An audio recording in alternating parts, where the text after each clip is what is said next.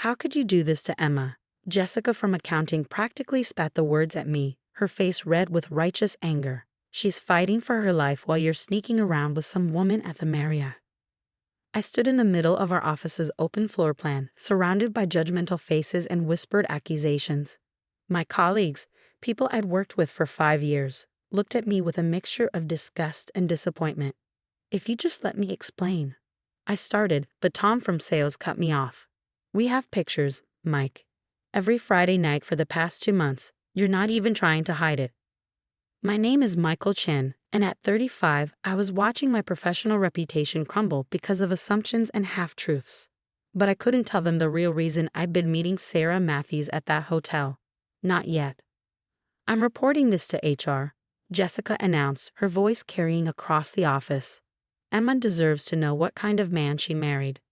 I thought about Emma, my wife of 8 years, fighting stage 3 breast cancer in our bedroom at home. She knew exactly where I was every Friday night. In fact, she was the one who had hired Sarah Matthews, PI, to help us uncover what was really happening at Jensen Financial Group. The irony of being accused of infidelity while actually gathering evidence of corporate fraud wasn't lost on me. But for now, I had to play my part. Let them think I was the villain. Everything would come to light soon enough. Do what you need to do, I said quietly, turning back to my desk. Let them report me to HR. That was part of the plan anyway. As I sat down, my phone buzzed with a text from Sarah. We've got everything. Meeting with the FBI tomorrow at 9. Hold on just a little longer. I closed my eyes, remembering how this all started 3 months ago. Emma had been the one to notice the discrepancies first. Even through her chemotherapy fog, her accountant's mind had picked up on patterns in the quarterly reports that didn't add up. Mike, she'd said one evening, her voice weak but her eyes sharp as ever. Something's wrong with these numbers. The trading volumes don't match the reported profits. Someone's cooking the books. I dismissed it initially, too focused on her treatment and recovery to think about work irregularities. But Emma was persistent. She'd spent her career as a forensic accountant before the cancer forced her to step back. She knew fraud when she saw it. The more we looked, the more obvious it became. Jensen Financial wasn't just fudging a few numbers. They were running a massive Ponzi scheme, using new investor money to pay off older investors while pocketing millions. That's when Emma suggested hiring Sarah Matthews. We need proof, she'd said. Real evidence. And you need protection when this all comes out. So began my Friday night meetings with Sarah at the Marriott. We go over documents I carefully gathered, build our case piece by piece. The hotel was chosen specifically because we knew certain colleagues liked to grab drinks at the bar there. We wanted to be seen, but not too obviously, just enough to start rumors.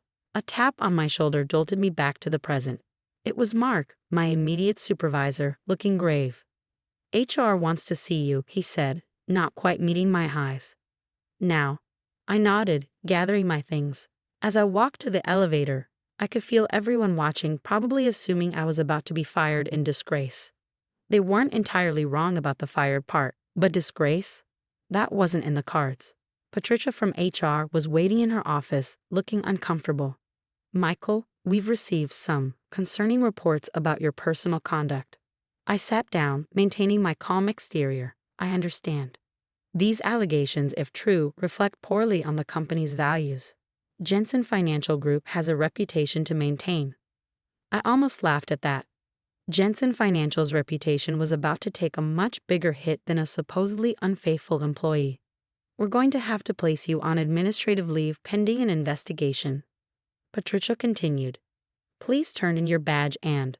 Actually, I interrupted, pulling out my phone. I need to take this call. It's my wife. Patricia's face softened slightly. Everyone knew about Emma's cancer. She nodded, and I stepped into the hallway. Everything okay? Emma's voice was tired but alert. They're putting me on leave, I said quietly. Jessica and the others reported me for the hotel meetings. Emma managed a weak laugh. Perfect timing. Sarah just confirmed the FBI meeting. Did they ask for your badge yet? About to. Don't worry, I made copies of everything last week. My brilliant husband, she whispered. Go let them fire you with dignity. I'll see you at home. I returned to Patricia's office, where she awkwardly finished the suspension process. I handed over my badge, cleared out my desk, and walked out of Jensen Financial Group for what I knew would be the last time as an employee. The next morning, I met Sarah at a different hotel, this time for our scheduled meeting with FBI agents Morrison and Chen, no relation. "Your colleagues did you a favor," Sarah said as we waited. "Being suspended means they can't accuse you of actively stealing documents anymore. Everything you gathered was why you were a legitimate employee." I nodded, thinking about the extensive evidence we compiled. Emma had been right. The fraud went deep. Senior management had been running this scheme for years, using increasingly complex methods to hide their tracks. The FBI agents arrived precisely on time. Agent Morrison, a sharp-eyed woman in her 40s, got straight to the point. "Mr. Chen, we've reviewed the evidence you and Ms. Matthews have gathered. Combined with Mrs. Chen's financial analysis, it paints a compelling picture of long-term securities fraud. We're particularly interested in these transaction records," Agent Chen added, spreading out copies of documents I secretly gathered. "Can you walk us through how you obtained these?" For the next 2 hours, I detailed everything I discovered over the past months, the patterns Emma had first noticed, the discrepancies in trading records, the mysterious offshore accounts, the way investor funds were being misappropriated. "What made you decide to gather evidence instead of reporting it immediately?" Agent Morrison asked. "My wife," I said simply. "Emma knew we needed irrefutable proof. She spent her career investigating financial fraud. She knew how easily these things can be covered up without solid documentation." The agents exchanged glances. Mrs. Chen's analysis was instrumental in helping us understand the scope of this fraud, Agent Morrison admitted. "Her expertise is evident in the way the evidence was compiled." "That's my Emma," I said proudly. "Even fighting cancer, her mind is sharp as ever." As we wrapped up the meeting, Agent Chen handed me his card. "We'll need you to be available for further questions. Things are going to move quickly once we move on Jensen Financial." I drove home feeling lighter than I had in months. The weight of carrying this secret, of letting my colleagues think the worst of me, was finally lifting. Emma was asleep when I got home, her face peaceful for once. The latest round of chemo had been brutal, but her doctors were optimistic. I sat beside her bed, taking her hand gently. Her eyes fluttered open. "How did it go?" "Perfectly. The FBI is moving forward. You were right about everything." She smiled weakly. "Of course I was. That's why you married me, for my brilliant mind." "Among other things," I said, kissing her forehead. "Did Jessica really lead the charge to HR?" she asked, amusement flickering in her eyes. "Oh yes, she was very concerned about your honor." Emma laughed softly. "I can't wait to see her face when this all comes out." I squeezed her hand gently. "Rest now. The hard part is over." But as I watched her drift back to sleep, I knew that wasn't entirely true. The hard part, the arrests, the media circus, the inevitable questions from colleagues, was yet to come. But for now, we had done our part. The truth would take care of the rest. My phone buzzed with another text from Sarah. "FBI moving in tomorrow morning. Be ready for the storm." I looked at Emma, peaceful in her sleep, and thought about how she'd recognized the fraud even through her cancer fog. How she'd insisted we do something about it. How she orchestrated this entire plan while fighting for her life. Tomorrow would bring chaos, but we were ready. Let them think what they wanted about my Friday night hotel meetings. The truth would be far more interesting than their assumptions. The FBI raid on Jensen Financial Group started precisely at 9:07 a.m. the next morning. I watched it unfold on the local news, sitting beside Emma's bed as agents led senior executives out in handcuffs. The cameras caught everything: the shocked faces, the boxes of evidence, the crowds of employees being escorted from the building. "There's Jessica," Emma pointed out, a slight smirk playing on her lips. The camera had panned to show my former colleagues huddled outside, watching their workplace become a crime scene. Jessica was front and center, her face a mask of confusion. My phone started buzzing almost immediately. First Mark, then Jessica, then what seemed like everyone from the office. I ignored them all. "Not yet," Emma advised, her voice tired but amused. "Let them stew for a bit." The news anchor's voice filled the room. In what authorities are calling one of the largest financial fraud cases in recent history, FBI agents have raided Jensen Financial Group following allegations of a massive Ponzi scheme. Sources say the fraud may involve billions of dollars in investor funds. I thought about all those Friday nights at the Marriott, carefully building our case with Sarah. The whispers and judgmental looks seemed a small price to pay now. The next call was from Agent Morrison. "Turn on Channel 7 at noon," she said without preamble. "We're holding a press conference. You might want to record it." Emma insisted on moving to the living room for the press conference.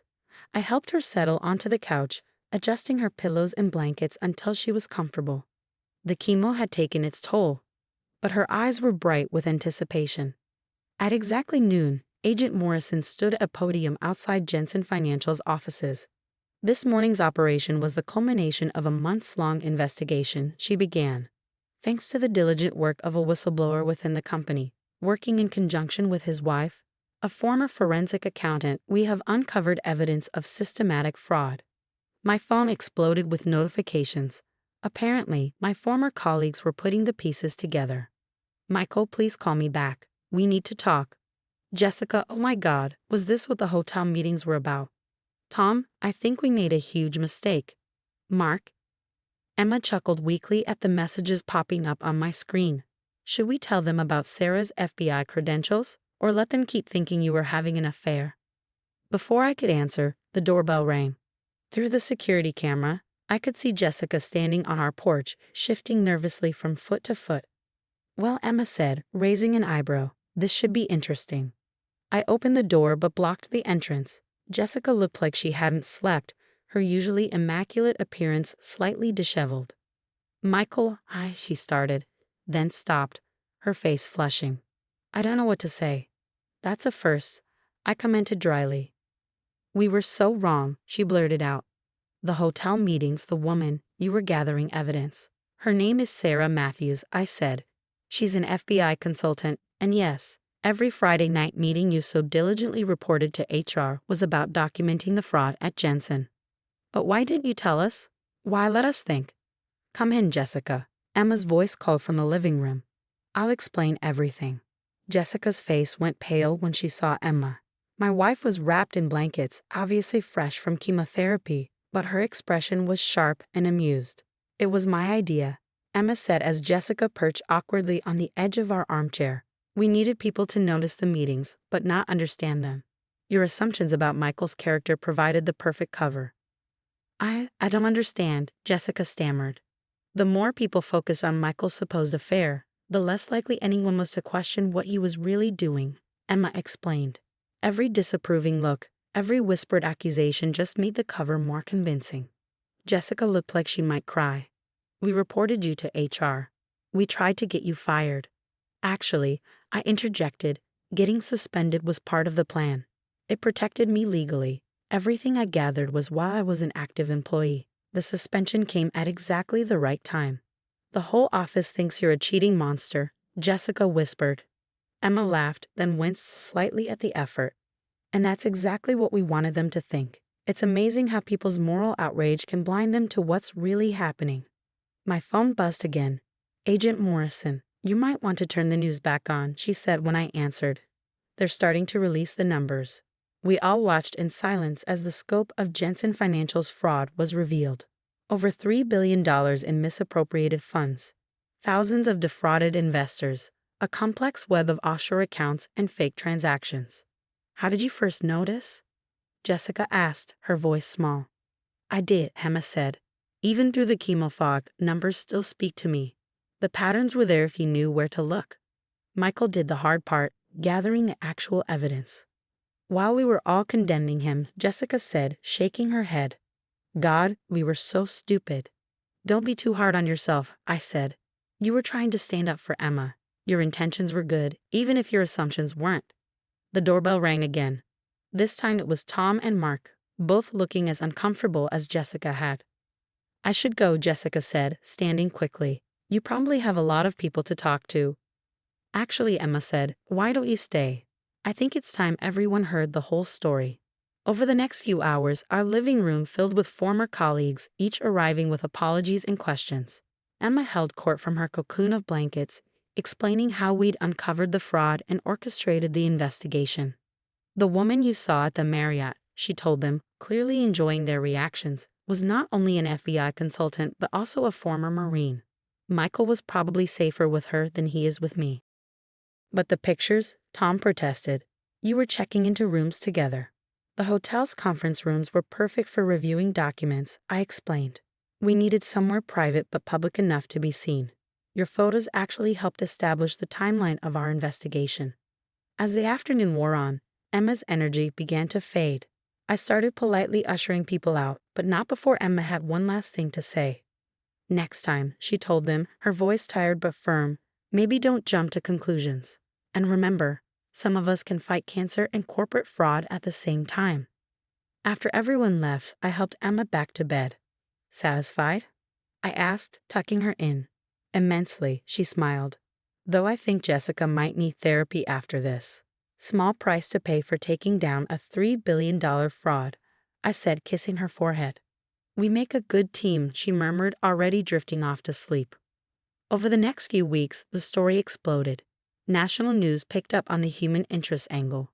The cancer patient who spotted the fraud, the husband who gathered evidence while being ostracized by colleagues, the FBI agent who posed as the other woman. Sarah even came by to visit, causing our neighbors to do dramatic double takes.